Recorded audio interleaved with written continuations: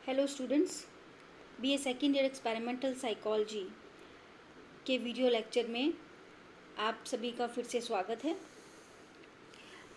आज जो हम टॉपिक स्टडी करने जा रहे हैं उसका नाम है परसेप्चुअल कॉन्स्टेंसी। और परसेप्चुअल कॉन्स्टेंसी में हम आज साइज कॉन्स्टेंसी का अध्ययन करेंगे। प्रत्यक्षण में स्थैर्य और प्रत्यक्षण में स्थैर्य में आकार स्थिरता का हम अध्ययन कर रहे हैं। वातावरण में परिवर्तन के कारण उसकी उत्तेजना भी परिवर्तित होती रहती है, फिर भी प्रत्यक्षण में स्थिरता पाई जाती है।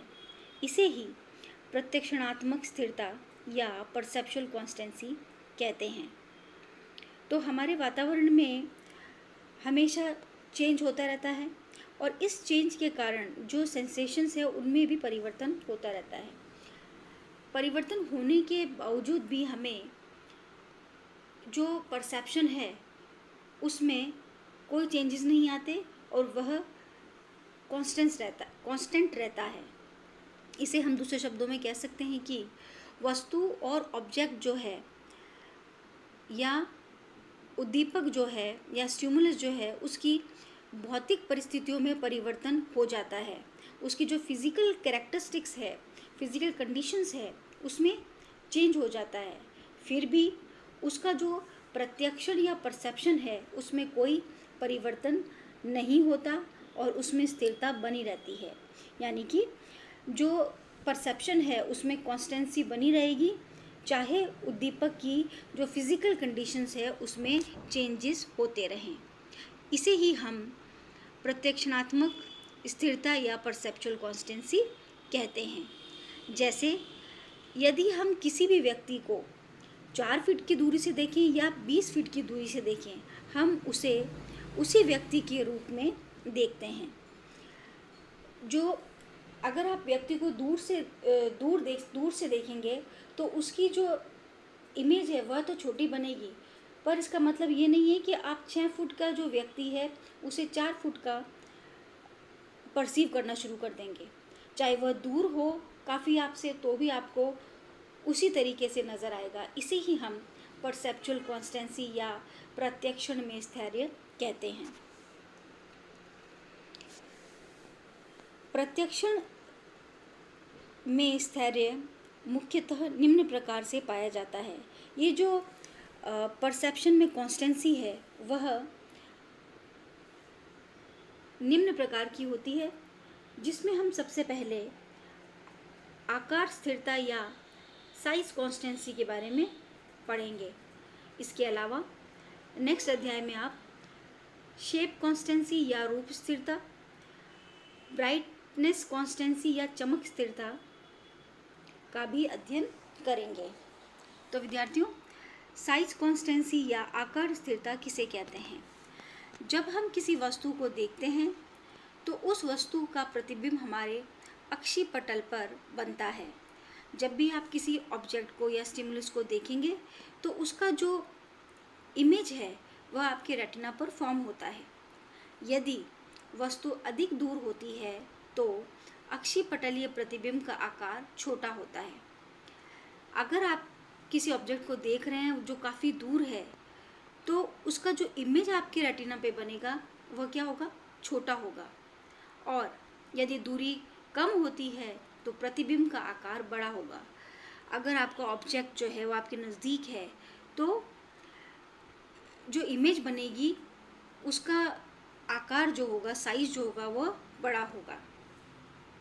अक्षीय पटलीय प्रतिबिंब के आकार में परिवर्तन होने से हमें वस्तु के आकार में भी परिवर्तन उसी ढंग से होना चाहिए, परंतु वस्तु के आकार पर इसका कोई प्रभाव नहीं पड़ता। अगर हम रेटिनल इमेज जो बन रही है उसके आधार पर देखें तो दूर होने पर हमें जो रेटिना पर पड़ने वाली इमेज से हमें जो चीज़ छोटी दिखाई दे रही है उसे हम छोटा ही परसीव करना चाहिए, परंतु ऐसा नहीं होता। हम उसको उसी ओरिजिनल फॉर्म में ही परसीव करते हैं। अर्थात परिवर्तन के बावजूद वस्तु के आकार के प्रत्यक्षण में जो स्थिरता होती है उसे ही आकार स्थिरता कहा जाता है। तो जो चेंजेस हो रहे हैं रेटिनल इमेज पर, उसके बावजूद भी हम उस ऑब्जेक्ट को उसी जो साइज़ है उसमें परसीव कर रहे हैं, इसे ही हम साइज़ कॉन्स्टेंसी या आकार स्थिरता कहते हैं। इसे हम उदाहरण से समझ सकते हैं कि यदि आपका कोई मित्र है, आपकी फ्रेंड है, उसको आप 15 फीट की दूरी से देखें या 12 फीट की दूरी से देखें, उसकी ऊंचाई, लंबाई, चौड़ाई आदि जो है वह हमेशा आपको समान रूप से ही दिखती है।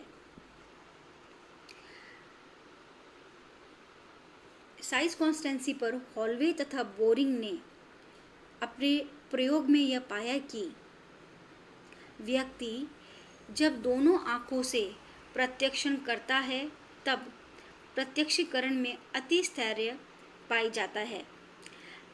तो बोरिंग और हॉलवे ने अपने अध्ययनों में या अपने प्रयोगों में यह पाया कि जब दोनों आँखों का प्रयोग किया जाता है तब प्रत्यक्षण में अति स्थैर्य या ओवर कॉन्स्टेंसी पाई जाती है।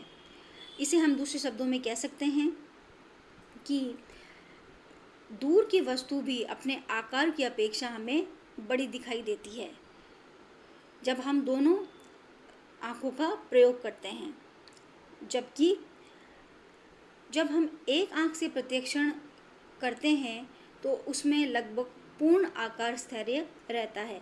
कंप्लीट कॉन्स्टेंसी ऑफ साइज जो है वह इसमें पाया जाता है। कुछ अध्ययनों से यह भी स्पष्ट हुआ है कि आयु के साथ साथ स्थैर्य भी बढ़ता है। जैसे जैसे हमारी एज जो है वो बढ़ती है, उसके साथ साथ ही परसेप्चुअल जो कॉन्स्टेंसी है वह भी बढ़ती है। लिबोविच ने 1975 में आकार स्थिरता को दिखाने के लिए एक प्रयोग किया,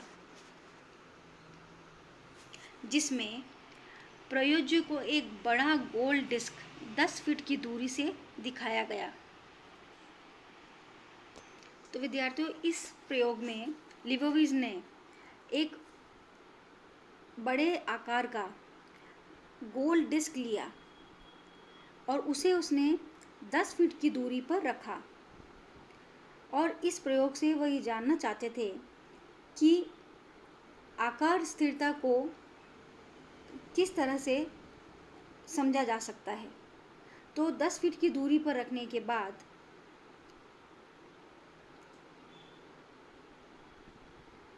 उन्होंने इसके बाद डिस्क की दूरी को धीरे धीरे बढ़ाकर प्रयोज्य को दिखाया।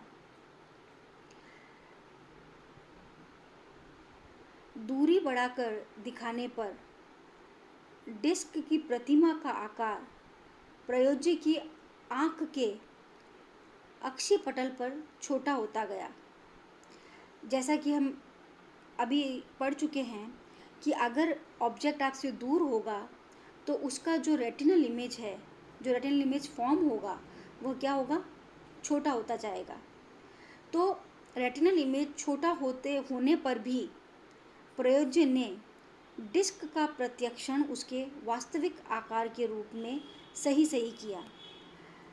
जो उसका आकार था उसी आकार में सब्जेक्ट ने उसे परसीव किया, क्योंकि प्रयोज्य इस प्रयोग में दूरी व गहराई संकेत का प्रयोग कर रहे थे।